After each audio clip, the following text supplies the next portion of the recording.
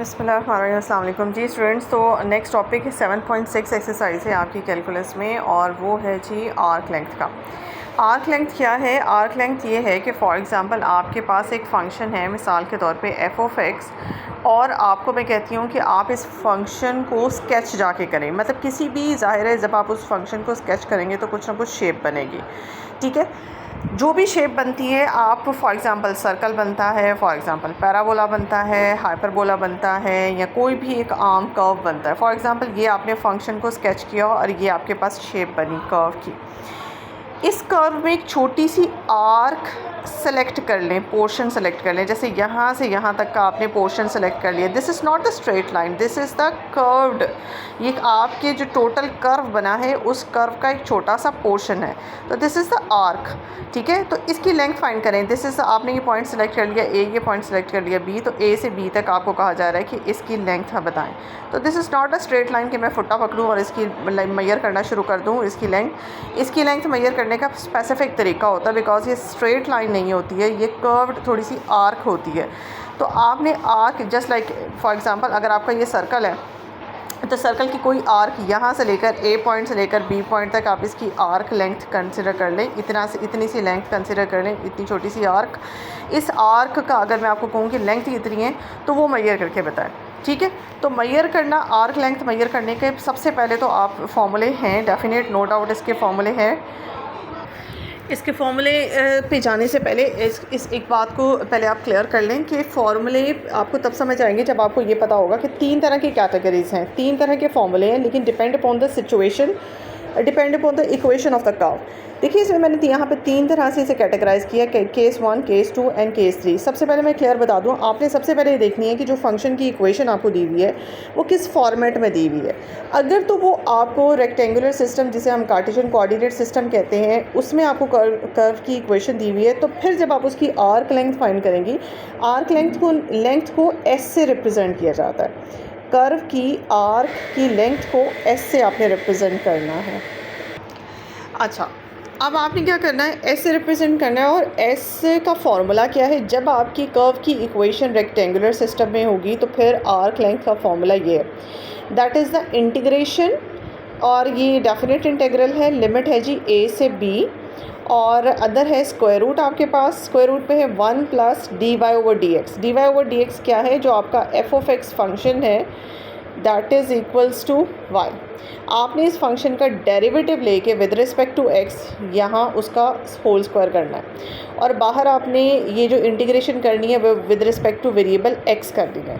और यहाँ पे जो लिमिट्स लगी हुई हैं, लोअर लिमिट और अपर लिमिट, जिस वेरिएबल की रिस्पेक्ट से आप इंटीग्रेशन कर रहे होते हो उसी वेरिएबल की रिस्पेक्ट से आपने यहाँ पे लिमिट्स लगानी है, ठीक है। तो ये आपके पास आर्क लेंथ का फॉर्मूला हो गया। आर्क लेंथ फाइंड करेंगे आप इस फॉर्मूले के थ्रू, लेकिन जब आपको इक्वेशन ऑफ द कर्व दी होगी रेक्टेंगुलर सिस्टम में, ठीक है जी। अब सेकंड केस आता है, अगर आपको कर्व की इक्वेशन दी हुई है पैरामीट्रिक फॉर्म में, पैरामीटर कौन सा है? टी, ठीक है। तो फिर आपने क्या करना है, x is equals to f of t और y is equals to g of t. For example x और y in terms of parameter आपको दिए हैं। तो फिर आपको आर्क लेंथ कैसे फाइंड करनी है? आर्क लेंथ फाइंड करने का तरीका ये है कि इसको आपने डिफरेंशिएट कर लेना है with respect to parameter t, y को आपने y की इक्वेशन को डिफरेंशिएट कर लेना है with respect to parameter t, whole square ले लेना है, अंडर रूट ले लेना है, और t पैरामीटर की रिस्पेक्ट से आपने इंटीग्रेशन करनी है। और यहाँ जो लिमिट्स आ रही हैं a से b, डेफिनेट इंटीग्रल में ये भी पैरामीटर t की ही लिमिट्स हैं, ठीक है। केस 3 में आपने आपका कर्व की इक्वेशन जो पोलर कोऑर्डिनेट सिस्टम में दी होगी, पोलर कोऑर्डिनेट सिस्टम में दी होगी, तो फिर आपके पास आर्क लेंथ का फॉर्मूला ये है 1 plus r times d theta over d r whole square, और डी आर की रिस्पेक्ट से यहाँ इंटीग्रेशन होगी, वेरिएबल जो है वो डी आर होगा, और ये जो लिमिट्स लगी हुई हैं अपर एंड लोअर लिमिट, ये भी आर की लिमिट्स हैं, ठीक है। यानी कि अपर एंड लोअर लिमिट चूँकि वेरिएबल डी आर है उसकी रिस्पेक्ट से यहाँ इंटीग्रेशन हो रही है, तो अपर और लोअर लिमिट भी आपके पास आर की होंगी, ठीक है। अच्छा जी, उसके बाद आपने क्या करना है, आपके पास ये फॉर्मूले, सबसे पहले तो ये है कि आपने कैटेगराइज़ करना है कि आपके पास जो कर्व की इक्वेशन है, जिस कर्व की आर्क लेंथ आपको फाइंड करने को दी जा रही है उस कर्व की फॉर्मेट कौन सा है, क्या वो रेक्टेंगुलर है, क्या पैरामेट्रिक है, क्या पोलर है। तो उसके मुताबिक आपने इन तीनों में से कोई एक फार्मूला सेलेक्ट करना है। चूँकि आर्क लेंथ जब तक हम कर्व स्केच ना करें हमें पता नहीं चलता, तो यहाँ स्केचिंग नहीं है। फर्स्ट ऑफ ऑल ये ज़हन में रखिएगा, हमने स्केचिंग किए बगैर इन फार्मूलों को यूटिलाइज़ करना है और हमने आर्क लेंथ फाइंड करनी है। मोस्ट प्रोबेबली आपको कर्व की इक्वेशन के साथ साथ ये अपर एंड लोअर लिमिट्स भी दी होंगी, ठीक है। तो ज़्यादा मटेरियल आपको दिया होगा, आपको इसलिए स्केचिंग की ज़रूरत नहीं पड़ेगी। सीधा आपने उसको एक्नॉलेज करने के बाद कि कौन सा फॉर्मेट में आपकी इक्वेशन है, आपने ये फॉर्मूले अप्लाई कर देना है। अच्छा ठीक है, मैंने आपके सामने ना एग्ज़ाम्पल रखी है आपके। ये एग्ज़ाम्पल थोड़ी सी ज़रा ज़्यादा कॉम्प्लिकेटेड है, बट यहाँ ना जो आपके एक्सरसाइज के क्वेश्चन है वो मैं बाद में रखती हूँ, बल्कि थोड़े इसके कंपैरिजन से आसान है, लेकिन आप ये एग्जांपल समझ लें। अब इसमें ना थोड़ा थोड़ा जैसे ही ये आपने थोड़ा थोड़ा आपका नॉलेज होना बहुत ज़रूरी है। थोड़ा नॉलेज होना इन अ सेंस मैं अब थोड़ा सा काम करती हूँ, आपको पता चलेगा। जैसे एग्जाम्पल 39 है, 39 एग्जाम्पल में यहाँ पैराबोला की बात हो रही है। वो पैराबोला जिसकी इक्वेशन है y² = 4ax। देखिए आपने सेकेंड ईयर में पैराबोलास के ऊपर 6 चैप्टर में काम किया हुआ है। पैराबोलास की देखिए इतना नॉलेज तो आपके पास होना चाहिए। अच्छा, तो इसमें आपको कम से कम एटलीस्ट ये पता होना चाहिए, क्योंकि मैंने कहा बहुत ज़्यादा स्केचिंग की ज़रूरत नहीं पड़ती, लेकिन हल्की फुल्की सी थोड़े से आइडियाज़ होने चाहिए। अब आपको पता है कि पैराबोला की 4 तरह की शेप्स होती हैं। एक पैराबोला होता है राइट साइड पे ओपन होता है, ठीक है, पॉजिटिव एक्स एक्सिस की तरफ, एक नेगेटिव एक्स एक्सिस की तरफ ओपन होता है। ये सिमेट्री अबाउट एक्स एक्सिस होते हैं। और 2 पैराबोलास होती हैं वर्टिकल, मतलब सिमेट्री अबाउट वाई एक्सिस होते हैं। एक ऊपर की तरफ फेसेस अप होता है, एक फेस डाउन होता है। तो ये 4 शेप्स होती हैं पैराबोला की, और इनकी इक्वेशंस अप्रॉक्सीमेटली कैसी होती हैं ये आपको पता होना चाहिए। और जो इक्वेशंस जैसे ये वाला जो पैराबोला है इसकी इक्वेशन है y² = 4ax, ठीक है, 4ax। ये राइट साइड पे इसका मुंह खुला हुआ है। अब एक पैराबोला जिसका लेफ़्ट साइड पे मुंह खुला होगा, जस्ट लाइक फॉर एग्जांपल ऐसे होगा, उसकी इक्वेशन होगी y² = -4ax, ठीक है, -4ax। तो इस तरह की थोड़ा थोड़ा सा फ़र्क है। तो ये होप्स हो कि आपको हल्का सा, अगर आप यही याद कर लें इनकी शेप्स देख के, तो क्योंकि अब स्केचिंग में थोड़ा सी ये चीज़ें इस्तेमाल होनी है। अब ये जो कर्व की इक्वेशन दी हुई है, ये मुझे आइडिया है कि इसकी शेप ऐसी बनी है, ठीक है। और इसका बिल्कुल ये बहुत स्टैंडर्ड शेप है। इसका वर्टेक्स बिल्कुल ओरिजिन पे है, और इस तरह से जो एक्स एक्सिस है वही इसका एक्सिस पैराबोला के एक्सिस के तौर पे काम कर रहे हैं। तो ये बहुत ही स्टैंडर्ड सी शेप है। अगर आप सेकेंड ईयर का खोल के और आप ये स्टैंडर्ड 4 शेप्स याद कर लें तो मेरे ख्याल से आपको मुश्किल नहीं होगी। तो ये आपने स्केच कर लिया फॉर एग्ज़ाम्पल। अब यहाँ पे आपको कहा क्या जा रहा है, आपको कहा यह जा रहा है कि फ्रॉम द वर्टेक्स,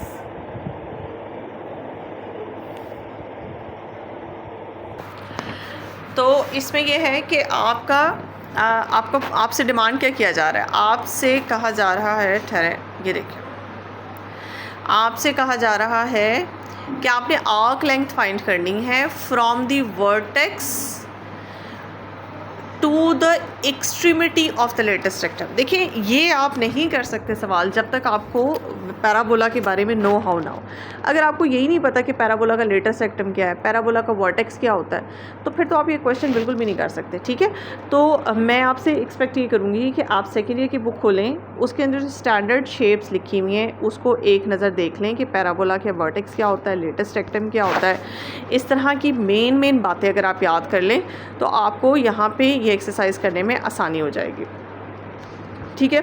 उसके बाद आपको देखिए, मैं आपको यहाँ बता देती हूँ कि वर्टेक्स वो होता है, ये इस वक्त वर्टेक्स जो है आपके पैराबोला का ओरिजिन है। तो ओरिजिन यानी कि आपका जो पैराबोला है इस हॉरिजॉन्टल लाइन को जहाँ कट करता हुआ जा रहा है, that is called the vertex. और आपका पैराबोला इस वक्त एक्स एक्सिस के अबाउट सिमेट्री है। जिस लाइन के अबाउट सिमेट्री होता है आपका पैराबोला, वो उस पैराबोला की एक्सिस कहलाता है, और आपका पैराबोला उस एक्सिस को जहाँ कट करता हुआ जाता है वो उस पैराबोला का वर्टेक्स होता है। तो होप्स हो कि वर्टेक्स आपको क्लियर हो गया, ठीक है। अगर कोई पैराबोला ये वाई एक्सिस के अबाउट सिमेट्री है तो इस तरह की शेप होगी, ठीक है। ये इस तरह से वाई एक्सिस के अबाउट सिमेट्री है। तो वाई एक्सिस इस वक्त क्या है, इस पैराबोला का एक्सिस है, और ये parabola x axis y axis को जहाँ कट कर रहा है वो पॉइंट इसका वर्टेक्स होगा, ठीक है। तो वो आपसे कह रहा है कि वर्टेक्स से शुरू करें और extremity of the latest rectum. देखिए लेटेस्ट रेक्टम एक ऐसी लाइन को कहते हैं जो कि पैराबोला के फोकस में से गुजर रहा होता है। अब फोकस कौन सा, ये लाइन जो मैंने ये जो पॉइंट है ना आपका जहाँ क्रॉस बन रहा है, ये है फोकस आपके पैराबोला को। तो एक ऐसी लाइन जो कि एक्सिस ऑफ द पैराबोला, ये एक्स एक्सिस इस वक्त आपके पैराबोला का एक्सिस है, एक्सिस ऑफ द पैराबोला के साथ जो लाइन फोकस में से गुजर रही है और एक्सिस ऑफ पैराबोला के साथ परपेंडिकुलर होती है, that is called the latest rectum. अब लेटेस्ट रेक्टम ये लाइन है जो कि यहाँ एल से शुरू होती है और ये फॉर एग्जांपल इस पॉइंट का नाम एम रख देते हैं तो एम तक जाती है, ठीक है। तो ये एल एम जो लाइन है ये लेटेस्ट रेक्टम है।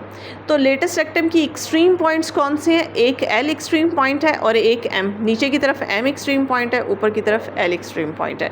तो ओरिजिन से शुरू करें, वर्टेक्स से शुरू करें, वर्टेक्स से लेकर एल तक एक्सट्रीम पॉइंट तक जो लेंथ बनती है आर्क लेंथ, वो फाइंड करके बताएं। पहला सवाल। दूसरा सवाल ये है also find the length of the parabola cut off by the latest rectum.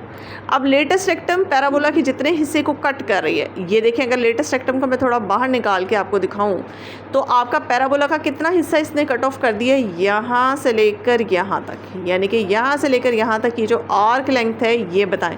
तो दो काम आपने करने हैं, एक काम आपने करना है ओरिजिन से लेकर एल तक आपने फाइंड करके लेंथ बतानी है, और दूसरा काम आपने करना है कि ओरिजिन से एल तक और फिर ओरिजिन से एम और ओरिजिन से l, o l plus o m, ये दोनों आपने फाइंड करनी है, ठीक है।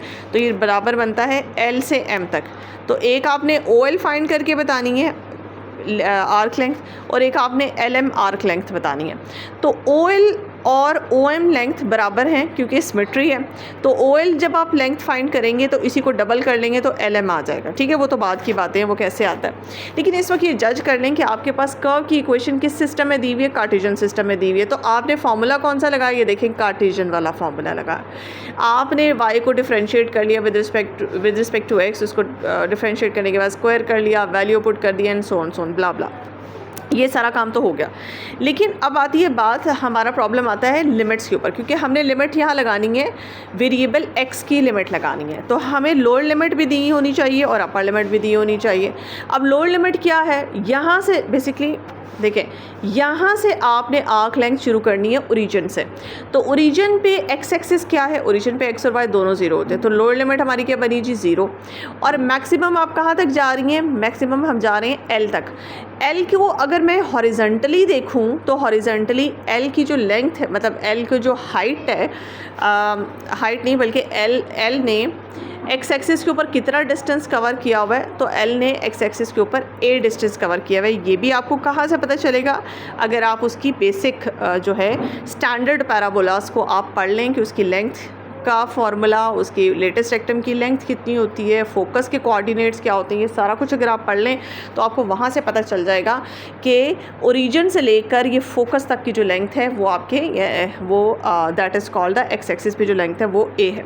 तो ये अपर लिमिट कैसे आई, अपर लिमिट आपकी ए कैसे आता। अब ये जो एल पॉइंट है, अगर मैं एल पॉइंट के कोऑर्डिनेट्स निकालूँ तो एल के कोऑर्डिनेट्स पता क्या बनते हैं, एल पॉइंट के कोऑर्डिनेट हैं, इस एल पॉइंट ने एक्स एक्सिस पे डिस्टेंस कवर किया है ए, और वाई एक्सिस पे इसने डिस्टेंस कवर किया है, वाई एक्सिस पे भी इसने डिस्टेंस कवर किया है। आई थिंक जो भी इसका वाई एक्सिस पे डिस्टेंस होगा, ठहरे मैं इसे थोड़ा सा इधर कर दूँ। एक्स एक्सिस पे तो इसका डिस्टेंस है ए, और वाई एक्सिस पे सपोज करें ये डिस्टेंस है इसका y। तो एल पॉइंट के जो कोऑर्डिनेट्स बनते हैं वो a, y हैं। तो आपने क्या करना है, आपने इसमें से हॉरिजॉन्टल आपने x के कोऑर्डिनेट्स लेने हैं। तो आपने ज़ीरो से शुरू होके l तक जाना है। l का जो हॉरिजॉन्टल कोऑर्डिनेट होगा उसको सिलेक्ट करना है, वो a है, और o का जो हॉरिजॉन्टल कोऑर्डिनेट है वो आपके पास क्या है, ज़ीरो, ठीक है। तो होप्स हो कि आपको यहाँ पे समझ आ गई। ये इस तरह से आपकी क्या बनेंगी, लिमिट्स बनेंगी। ये हो गया आपका काम यहाँ पे ख़त्म, और इस तरह से आपने इसे डिफ्रेंशिएट कर लिया, और जो भी आंसर आपके पास आएगा वो आपका पहले का पार्ट होगा, और उस आंसर को डबल कर लेंगे तो सेकंड पार्ट का आंसर आपका निकल आएगा, ठीक है। तो यहाँ आपने अब इस इंटीग्रेशन को आप कैसे सॉल्व करते हैं? अब इंटीग्रेशन को सॉल्व करना आपके अपना मसला है। इंटीग्रेशन जैसे भी सॉल्व करेंगे वो आप अपने तरीके से, ये उसने सब्स्टिट्यूशन के तरीके से ये सॉल्व किया हुआ है, या जैसे भी आप सॉल्व करना चाहें वो आपका अपना प्रॉब्लम है। सॉल्व करके आपने निकाल लिया जी यहाँ पे आंसर। ये देखें, ये आपने निकाल लिया आंसर। ये है आपके फर्स्ट पार्ट का आंसर, और इसको डबल कर दें, 2 से मल्टीप्लाई कर दें, ये आपके सेकंड पार्ट का आंसर आ जाएगा। ठीक है, अब इसमें कोई बड़ी बात नहीं है। अच्छा, ये तो हो गया आपका फर्स्ट। अब ये देखें सेकंड एग्जाम्पल 40। एग्जाम्पल 40 में आपको इसलिए दिखाना चाहती हूँ क्योंकि अब ये देखें x in terms of theta and y in terms of theta. यहाँ पे जो कर्व है वो साइक्लॉइड के नाम से है, साइक्लॉइड कर्व है। साइक्लॉइड की इक्वेशन पैरामीट्रिक इक्वेशन दी हुई है, पैरामीटर यहाँ पे थीटा है। अब सबसे पहले आपने ये यहाँ पे देखा कि आपके पास जो कर्व की इक्वेशन है वो पैरामीट्रिक फॉर्म में है। अब पैरामीट्रिक फॉर्म में है तो इसलिए आपने कौन सी फार्मूला लगाया आर्क लेंथ का? आपने पैरामीट्रिक फार्मूला लगाया। ठीक है, तो पैरामीटर जो भी होगा उसकी रिस्पेक्ट से आपने डिफरेंशिएट करना है, स्क्वायर करना, ऐड करना, अंडर रूट लेना, ये आपके पास आंसर आ जाएगा। अच्छा, अब इसमें क्या है, इसमें लिमिट तो पता नहीं हमें पैरामीटर की लिमिट्स क्या हैं। जो भी पैरामीटर थीटा इस वक्त इस्तेमाल हो रहा है, आपने अपर लिमिट और लोअर लिमिट पैरामीटर की लगानी है। अब ना हमें लिमिट्स नहीं पता। देखें यहाँ पे जो लिमिट्स उसने बताई है आपको, यहाँ वो आपको नज़र आ रही है, 0 से पाई लिमिट उसने इस्तेमाल की है, 0 से पाई। अब मैंने आपको साइक्लॉइड की पिक्चर बना के दिखाई हुई है कि साइक्लॉइड क्या होता है। साइक्लॉइड की अगर आपको पिक्चर याद है तो साइक्लॉइड यहाँ तो इस किस्म की ये एक शेप है साइक्लॉइड की। ये अगर एक्स एक्सिस है, ठहरें जी, ये आपका एक्स एक्सिस है,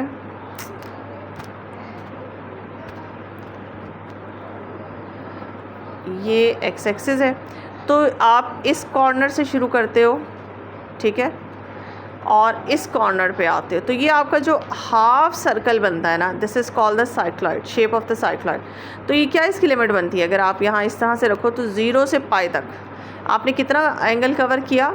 आपका थीटा है ना, यहाँ पे क्या कहते हैं, पैरामीटर थीटा है। तो पैरामीटर थीटा है तो थीटा की लिमिट लगेगी। तो कितना एंगल कवर किया आपने? 0 से पाई तक, यानी कि 0 से 180 तक का आपने एंगल कवर किया। ठीक है, तो आपने लिमिट यहाँ पे लगा दी। ये अब आपकी पिछले एक्सपीरियंसेस इस पे काम आएंगे, क्योंकि शेप्स का हल्का फुल्का मैंने आपको बताया हुआ है। जैसे पैराबोला एक्सपेक्ट किया जा रहा है कि पैराबोला की शेप आपको पता है, साइक्लॉइड की शेप आपको पता है, मैंने डिस्क्राइब किया हुआ वंस। तो उसके मुताबिक थोड़ी सी आइडिया होना चाहिए शेप्स का, कि बिल्कुल भी बंदे को नील ना हो। तो फिर उसके मुताबिक, क्योंकि यहाँ लिमिट्स हमने लगानी है, तो लिमिट्स के लिए इसका आइडिया होना ज़रूरी है। अच्छा जी, तीसरा क्वेश्चन हम करते हैं 41। इसमें देखें, ये स्पिरल एक शेप है। अब चले, मुझे स्पिरल तो नहीं पता, मिसाल के तौर पे अगर मुझे स्पिरल नहीं पता तो देखते हैं कि क्या ये क्वेश्चन हम कर सकते हैं। इसकी जो इक्वेशन दी हुई है वो उसने दी हुई है पोलर फॉर्म में। ठीक है, अब पोलर फॉर्म में दी हुई है। अब इसमें मज़े की बात उसने की हुई है ये कि शेप के बारे में तो नहीं बताया हुआ। अच्छा, ये देखें, इसमें अब आप पोलर कोऑर्डिनेट सिस्टम वाली इक्वेशन लगाएंगे, फार्मूला लगाएंगे, लेकिन आपको क्या चाहिए? लिमिट चाहिए। लिमिट आपको लोअर लिमिट और अपर लिमिट लगानी है, लेकिन किसकी लगानी है? आर की। क्या वो दी हुई है? देखें, the length of the portion from the spiral of the spiral, sorry, length of the portion of the spiral. Spiral की शेप एग्जैक्ट क्या है? फॉर एग्जांपल मुझे भी नहीं पता, लेकिन आपने उसकी स्पिरल को स्केच किया और उसके किसी पोर्शन, छोटा सा पोर्शन लिया और उसकी लेंथ फाइंड करनी है। क्या बताया गया? फ्रॉम द ओरिजिन से शुरू करनी है, उसकी लेंथ मेजर करना, और टू द पॉइंट, इस पॉइंट तक।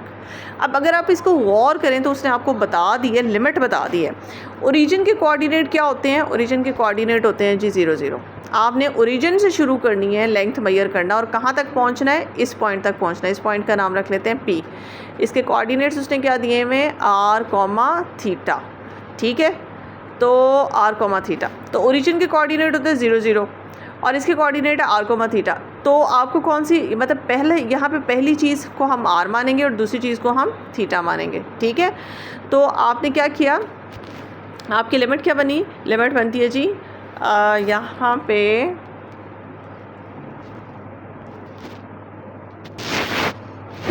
जी।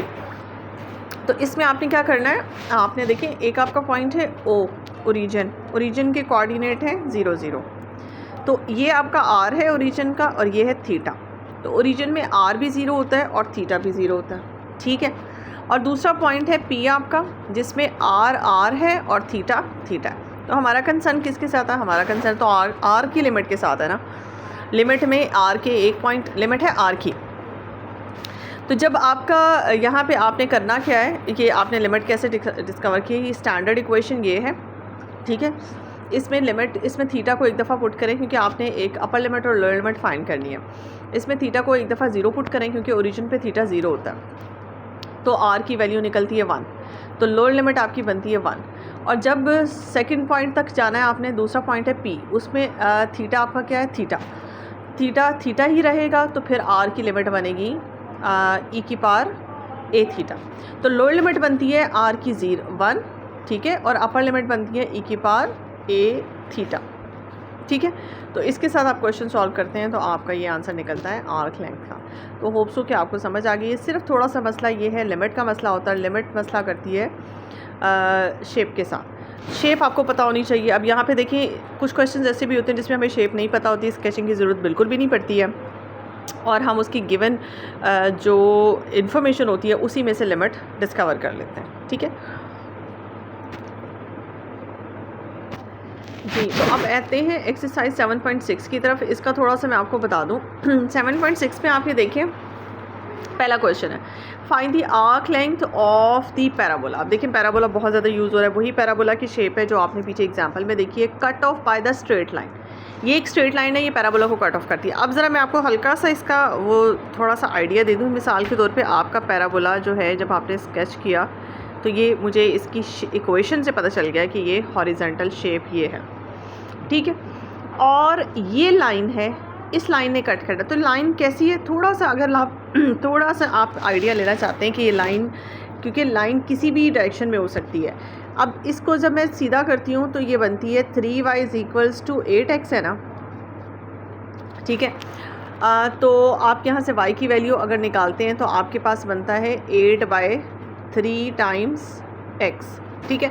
तो फॉर एग्ज़ाम्पल आपने इसको स्केच किया तो ये लाइन आपकी कुछ इस तरह से स्केच होके आती है। मिसाल के तौर पे मैं आपको सपोज़ कर रही हूँ कि ये लाइन इस तरह से स्केच होके आती है, ठीक है। तो ये लाइन जो है इसने आपके पैराबोला को कट किया। जब आप कट करता है तो जो आर्क बनती है, यानी कि यहाँ से ए पॉइंट से यहाँ से शुरू होके यहाँ तक, दिस इज़ बी पॉइंट, ये जो लेंथ है ए से बी लेंथ आप ये फाइंड आउट करके दें, ठीक है। तो ये आपसे कहा जाए find the length of the arc of the parabola when it is cut off by the straight line, ठीक है। तो इसमें आपको क्या है, आपने सिंपल सबसे पहले ये देखा कि आपके पास कर्व की इक्वेशन कार्टेशियन सिस्टम में है। अब आपको क्या चाहिए, आपको x की लिमिट्स चाहिए, अपर लिमिट और लोअर लिमिट आपको x की चाहिए। अच्छा जी, लिमिट के लिए आपने क्या करना है, आपने इन दोनों इक्वेशंस को साइमल्टेनियसली सॉल्व करके x की 2 वैल्यूज़ निकाल लेनी है। मिसाल के तौर पे जैसे यहाँ से y की वैल्यू निकालें, y की वैल्यू आपकी बनती है 8/3x, ठीक है, ये आपके पास y की वैल्यू बनती है। इसको उठाएं और यहाँ पुट कर दें। यहाँ पुट करेंगे तो आपके पास बनेगा 8/3x का होल स्क्वायर = 4ax। इस इक्वेशन को, चूँकि इसमें x की 2 पावर है मैक्सिमम, तो इसको सॉल्व करेंगे, यहाँ से x के 2 आंसर्स निकलेंगे। वो जो 2 आंसर्स निकलेंगे उन्हीं 2 आंसर्स को उठा के आपने अपर और लोअर लिमिट बना लेनी है, ठीक है। तो आपने यहाँ पे देखना है कि अच्छा ये वाला जो बिल्कुल पहला फार्मूला मैं आपको बता दूं कि मैंने आपको पहला फार्मूला कार्टेशियन कोऑर्डिनेट सिस्टम का बताया था आर्क लेंथ का। ये देखें जी, कार्टेशियन कोऑर्डिनेट सिस्टम में एक चीज़ मैं आपको बताना भूल गई, इसमें ये जो फार्मूला है इसको आप रेसिप्रोकल भी ले सकते हैं। मैं आपको यहाँ पे कंफर्म कर दूँ, नॉट नेसेसरी आप यहाँ पे dy/dx का होल स्क्वायर करें, आप इसको ऐसे भी लिख सकते हैं 1 + dx/dy का होल स्क्वायर ऊपर √ और साथ में अब फिर यहाँ पे dx नहीं आएगा, यहाँ dy आ जाएगा, ठीक है, dy आ जाएगा। क्योंकि समटाइम्स सिचुएशन ऐसी होती है कि आप x को with respect to y, independent variable आप y लेते हैं और कभी इंडिपेंडेंट वेरिएबल आप x ले रहे होते हैं, ठीक है। और फिर जो लिमिट लगेगी, लोअर लिमिट और अपर लिमिट लगेंगी, वो फिर y की लगेंगी, फिर वो x की नहीं लगेंगी, ठीक है। तो इस फॉर्मूले को इस तरह से भी कन्वर्ट किया जा सकता है अकॉर्डिंग टू द नीड, कि आपको नीड क्या है। तो इसमें इस वाले क्वेश्चन में मैं आपको ऑप्शन दूंगी, अगर आपके लिए x के रिस्पेक्ट से सॉल्व करना आसान है तो आप x के रिस्पेक्ट से कर लें, y के रिस्पेक्ट से लिमिट्स लगाना आसान है तो आप y के रिस्पेक्ट से लिमिट लगा लें, आपके पास खुला ऑप्शन है। तो जैसे मैंने आपको x के कहा कि 2 आंसर्स आएंगे, वो आप अपर लिमिट और लोअर लिमिट बना लें और आप उसे सॉल्व कर लें फार्मूला लगा के, सिंपल। नेक्स्ट देखें, शो दैट द कैटनरी। अब कैटनरी एक ऐसी शेप है जो मैंने ना कभी आपको बताई है, आपने कभी देखी भी नहीं। फॉर एग्जांपल बहुत ज़्यादा इंटर लेवल में भी अभी इससे पहले भी हमने कभी ये शेप स्केच हुई भी नहीं देखी। कोई बात नहीं, कुछ क्वेश्चंस ऐसे हैं जिसमें आपको शेप्स का एग्जैक्ट ना भी पता हो तो भी आप उसे कर सकते हैं, जैसे इस क्वेश्चन को कर सकते हैं। अब उसका फॉर्मूला क्या है, उसकी इक्वेशन क्या है कैटनरी की, वो ये है, you have to find out the length of the arc from the vertex to any point is given by. Arc length जब आप निकालेंगे तो आंसर भी उसने साथ ही लिखा हुआ है कि आंसर ये आता है, लेकिन उसकी जो इक्वेशन है कैटनरी की वो ये है। कार्टेशियन कोऑर्डिनेट सिस्टम है, फार्मूला कौन सा लगना है आपको पता लग गया। अब आपको अपर और लोअर लिमिट लगानी है। अपर लोअर लिमिट के लिए आपको एक्स की अपर और लोअर चाहिए। लोअर लिमिट तो उसने बता दी कि ओरिजिन से शुरू करना है और कहाँ तक जाना है, to any point. Any point का मतलब होता है एक्स आपका 0 से शुरू होगा और किसी भी वेरिएबल पॉइंट एक्स तक जाएगा, तो जो लिमिट लगेगी वो 0 से एक्स तक की आपकी लिमिट लगेगी। ठीक है जी। अच्छा जी, अब हम आते हैं क्वेश्चन नंबर 3 की तरफ। क्वेश्चन नंबर 3 में ज़रा आप गौर कर लें। Find the length of the loop.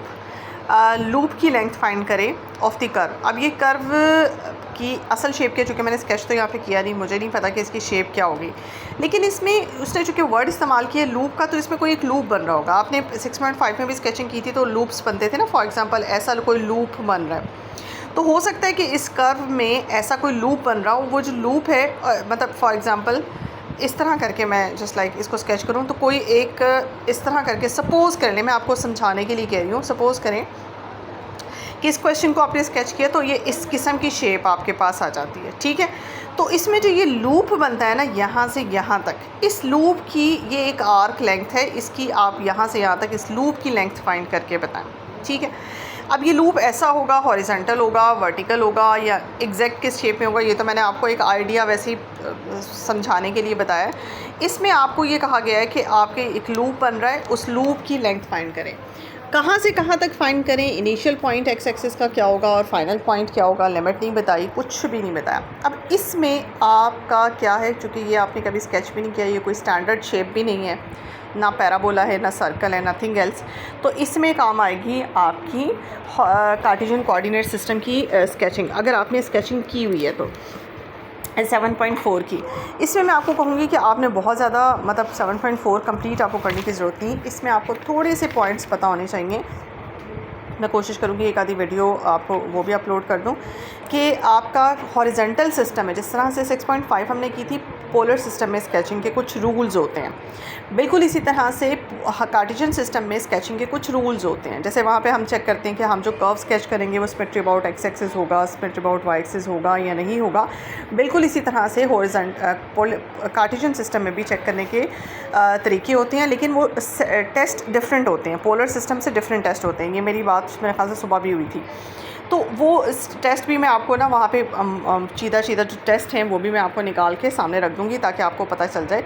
तो उससे पता चलता है कि ये वाला जो कर्व है आपका, ये सिमेट्री अबाउट एक्स एक्सिस निकलता है और ये एक्स एक्सिस को 2 पॉइंट्स पे कट करता है। अगर आपने किसी भी कर्व को अगर चेक करना हो कि ये एक्स एक्सिस को कट करके जाता है कि नहीं जाता, तो जब कोई भी कर्व एक्स एक्सिस को कट करता है ना, तो एक्स एक्सिस पे वाई होता है 0। अब इस इक्वेशन में अगर मैं वाई 0 पुट कर दूँ तो लेफ़्ट साइड 0 हो जाती है। लेफ़्ट साइड 0 हो गई तो एक्स की कितनी वैल्यूज़ निकलती हैं, एक्स की एक वैल्यू निकलती है 0 और एक्स की एक वैल्यू निकलती है यहाँ से a।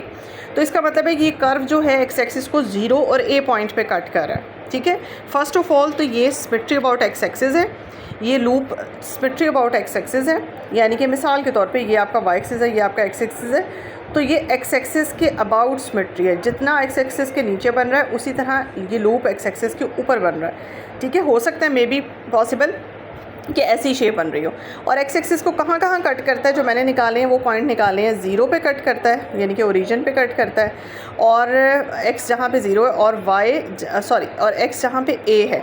तो सपोज़ करो ये पॉइंट जो है वो a है, तो ये 0 से a पे आपका एक 0 पॉइंट पे कट करता है और ये एक a पॉइंट पे कट करता है। ठीक है, तो ये 2 पॉइंट पे आपका कर्व जो कट करता हुआ जा रहा है, ये हमने चेक कर लिया। तो ये आपका बनेगा, इस लूप की आपने लेंथ फाइंड करनी है। अब इस लूप की लेंथ फाइंड करनी तो आपको लिमिट्स तो मिल गई ना। लिमिट्स क्या मिली, 0 से a। ठीक है जी, अब नेक्स्ट आता है हमारे पास क्वेश्चन नंबर 4। क्वेश्चन नंबर 4 में आप ये देख सकते हैं कि find the length of the arc of the curve x is equal to something and y is equal to something. ये पैरामीट्रिक इक्वेशन है और इसमें पैरामीटर थीटा और थीटा की उसने लिमिट्स खुद ही दे दी है। इसमें आपको कुछ भी नहीं करना पड़ना, सिर्फ फार्मूला आना चाहिए, दैट्स ऑल। पुट करें, आंसर निकालें। ठीक है जी, नेक्स्ट देख लेते हैं। नेक्स्ट है हमारे पास ये देखें question number 5, show that the length of the arc of the circle. अब ये सर्कल उसने खुद ही बता दिया कि सर्कल है, ठीक है। इस सर्कल का रेडियस a है और सेंटर अगर मैं आपसे पूछूं तो सेंटर आपका ओरिजिन पे है। तो ये सर्कल कैसा होगा, ये सर्कल ऐसा होगा जिसका सेंटर ओरिजिन पे है और रेडियस इसका a है। ये है जी इसका रेडियस, दैट इज़ लेंथ है a, ठीक है। तो ये आपका सर्कल है। अब इस सर्कल की आपने intercepted between the points x is equals to a cos theta, x is equals to a cos beta, a cos alpha and a cos beta. और ये आपका जब आप आर्क लेंथ निकालती है तो ये आंसर है। उसने आंसर भी आपको बताया हुआ कि ये आंसर आना चाहिए। शो दैट, शो क्योंकि ये प्रूव करना हमने। मज़े की बात ये कि ये आपका कार्टेशियन सिस्टम में आपके पास सर्कल की इक्वेशन है, कार्टेशियन वाला फार्मूला लगना है, x की रिस्पेक्ट से आपने इंटीग्रेट करना है। तो x की लोअर लिमिट है a cos alpha, upper limit है a cos बीटा। सब कुछ आपको दिया हुआ है, नथिंग इज मतलब हिडन उसने कुछ नहीं रखा। बहुत इजी क्वेश्चन है, ठीक है। क्वेश्चन नंबर 6 देखें, आर्क लेंथ फाइंड करनी है साइक्लॉइड की। साइक्लॉइड बार बार आ रहा है तो कोशिश करें जो शेप्स बार बार आती हैं उनकी प्लीज़ शेप्स की इक्वेशन हर तरह के फॉर्मेट में याद कर लें जो आपको दी हुई है, ताकि ये आपके लिए आसानी होगी और कोई नहीं है। साइक्लॉइड की इक्वेशन अगेन पैरामीट्रिक फॉर्म में आई है और पैरामीटर की उसने लोअर लिमिट भी दे दी और अपर लिमिट भी दे दी, ठीक है। कुछ भी यहाँ पे हिडन नहीं है और आंसर जो आएगा ये आपके सामने पड़ा हुआ है। तो ये बहुत आसान क्वेश्चन है। नेक्स्ट है question number 7, find the length of the arc of the cycloid. अब ये साइक्लॉइड की आर्क आपने आर्क लेंथ फाइंड करनी है।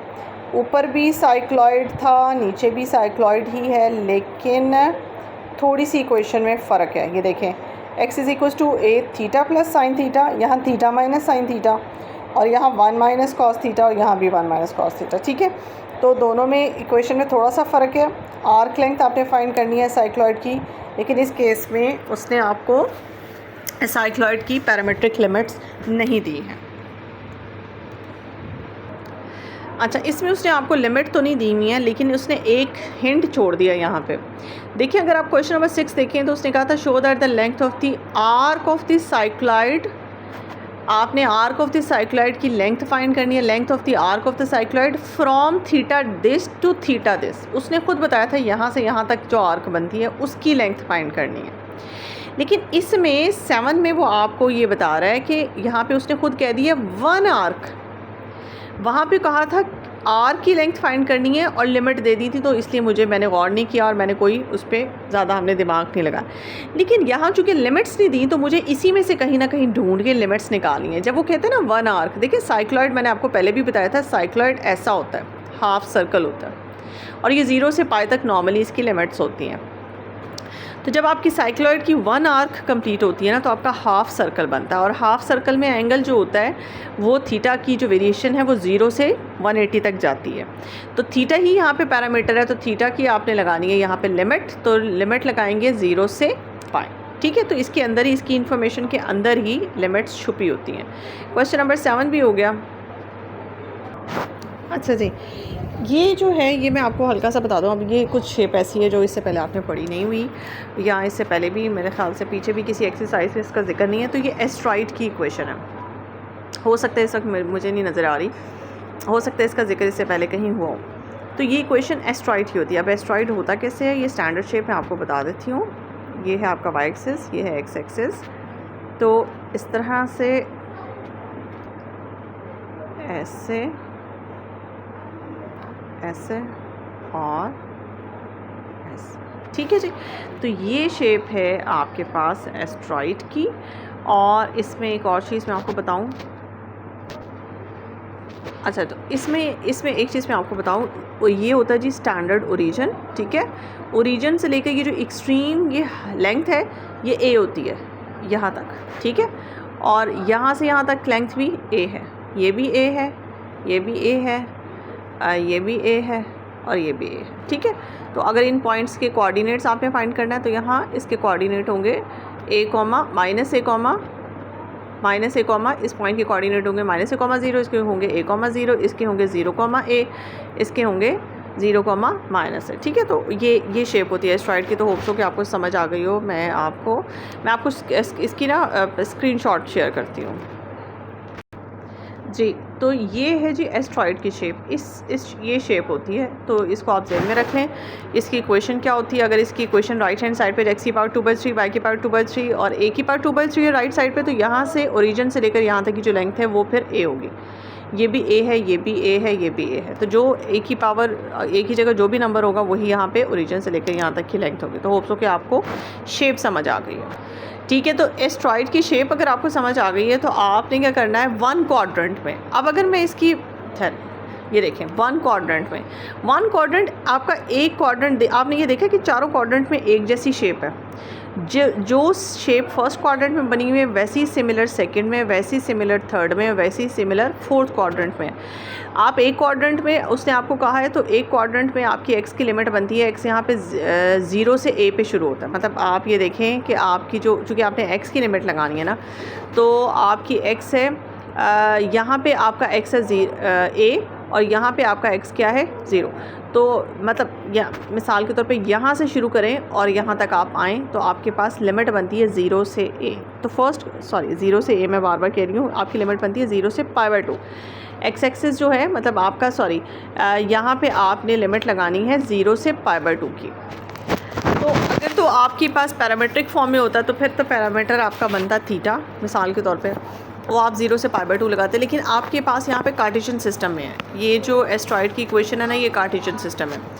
तो कार्टेशियन सिस्टम में चूँकि आपको एक्स की लिमिट चाहिए होती है तो 0 से a तक आप इसकी लिमिट लगा लें। लेकिन मैं अगर इसका की में सवाल देख रही हूँ तो की में उसने ना इसको कार्टेशियन सिस्टम से पहले पोलर सिस्टम में कन्वर्ट किया हुआ है, पोलर सिस्टम में नहीं, पैरामीट्रिक सिस्टम में कन्वर्ट किया हुआ है और पैरामीटर यूज़ किया हुआ है थीटा। और फिर थीटा की उसने लिमिट लगाई हुई है, चूँकि फर्स्ट क्वाड्रेंट की बात हो रही है तो थीटा फर्स्ट क्वाड्रेंट में 0 से 90 तक होता है। तो उसने लिमिट लगाई हुई है 0 से 90। तो आपके ऊपर डिपेंड करता है कि आप इसकी लिमिट आप इसे कार्टेशियन सिस्टम में इसको सॉल्व करना चाहते हैं या आप इसको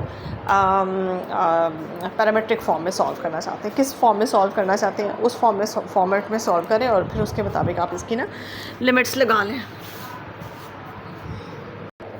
इसमें एक और चीज़ बताती चलूँ कि एस्ट्रॉइड की जो पैरामीट्रिक इक्वेशन होती है ये मुझे लगता है आपको 6 चैप्टर में मिल जाएगी। तो आपकी की में भी होगी अवेलेबल। ये पैरामीट्रिक इक्वेशन इसकी याद कर लीजिएगा। जैसे साइक्लॉइड की पैरामीट्रिक इक्वेशन है, जैसे एस्ट्रॉइड की है। तो ये पैरामीट्रिक इक्वेशंस कुछ थोड़ा सा हल्का हिंट आपको होना चाहिए। अच्छा ये इसी एक क्वेश्चन के अंदर ये 2 क्वेश्चन छुपे हुए हैं। ये दूसरा अलग से कर्व है, ठीक है, और इस कर्व की आपने अलग से आर्क लेंथ फाइंड करनी है, ठीक है। और 1 क्वाड्रेंट में इसमें भी फर्स्ट क्वाड्रेंट की बात की जा रही है और फर्स्ट क्वाड्रेंट में इसकी जो लिमिट होगी इसको भी आप मेरे ख्याल से पैरामीट्रिक में कन्वर्ट कर लें। ये वाला जो कर्व है कर्व 2, ठीक है, ये वाला कर्व 1 है, ये एस्ट्रॉइड, और ये कर्व 2 है। एक ही क्वेश्चन में 2 डिफरेंट कर्व्स दिए गए हैं, ठीक।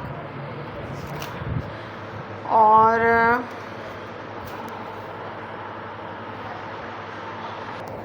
लेकिन अगर आप गौर करें इस इक्वेशन के ऊपर, ये भी एस्ट्रॉइड की इक्वेशन है क्योंकि एक्स की पावर 2/3, वाई की पावर 2/3 और यहाँ पे डिनोमिनेटर में आपको डिफरेंट नज़र आ रहा है। ए यानी कि यहाँ एक्स और वाई के डिनोमिनेटर में 1 है लेकिन यहाँ ए और बी है, ए की पावर 2/3 और बी की पावर 2/3 है। तो ये भी मतलब थोड़ी सी चेंज करके, जैसे सर्कल होते हैं ना डिफरेंट रेडियस के साथ एंड डिफरेंट सेंटर्स के साथ, बिल्कुल इसी तरह से एस्ट्रॉइड भी डिफरेंट। एस्ट्रॉइड का भी एक सेंटर था जो मैंने अब स्टैंडर्ड एस्ट्रॉइड आपको दिखाया था ना, उसका सेंटर ओरिजिन पे था। तो ओरिजिन के अबाउट सिमेट्री थी, वो ओरिजिन के चारों तरफ वो एक जैसी हर क्वाड्रेंट में बनी हुई थी।